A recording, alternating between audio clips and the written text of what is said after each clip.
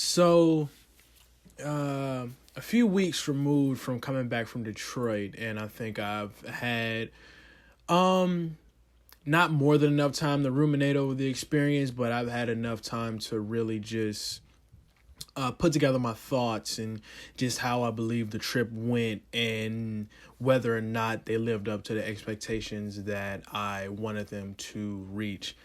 Honestly, before I left, I was saying that Detroit will probably be the benchmark going forward for how I would like to Vagabond trials to proceed. And going out there and doing what we did, as well as just making the connections that we did while we were there, I think truly Detroit being a benchmark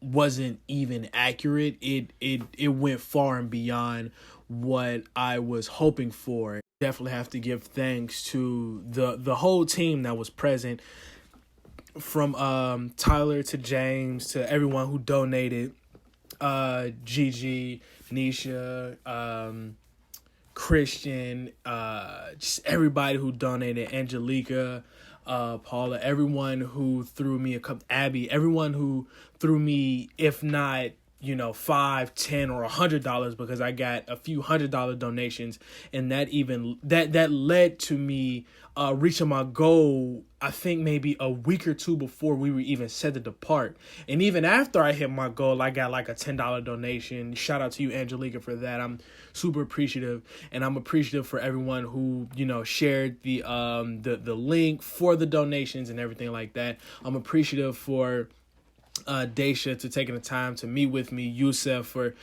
taking me and Tyler to the community, Eric for for yourself and the rest of development centers meeting with me and just having that very authentic, very vulnerable conversation that I had with you all. I think that all adds to the gamut of experiences that I've had doing this work. The American Indian Health and Family Services inviting me to the powwow, as well as letting me speak to the children. That was something that I wasn't quite expecting, because I don't know, I just wasn't expecting to talk to them almost just kind of off the top of the head. Like, I didn't have anything prepared or anything planned.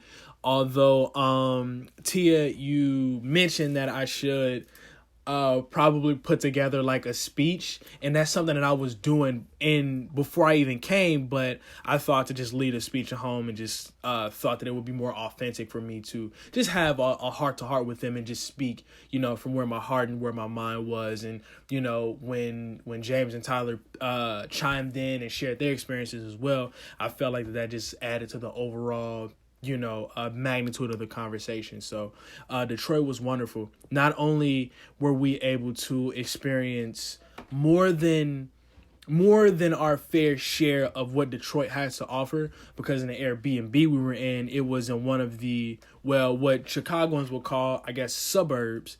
We were able to see just how apparent the disparities were in juxtaposition to where we had our first meeting with Daisha, with the University of Michigan, and how pristine that college town was. And, that's something that's kind of prevalent when it comes to gentrification. Like, a town or a city would spruce up, the college town and, just kind of push the residents out. But I think from us staying in the Airbnb and it being in such a, I guess, an area where the lack of resources were apparent, as opposed to going to, this college town, or even going to downtown Detroit with Sierra and Steve and, everybody they brought along for that night, which was also amazing. Thank you all for that.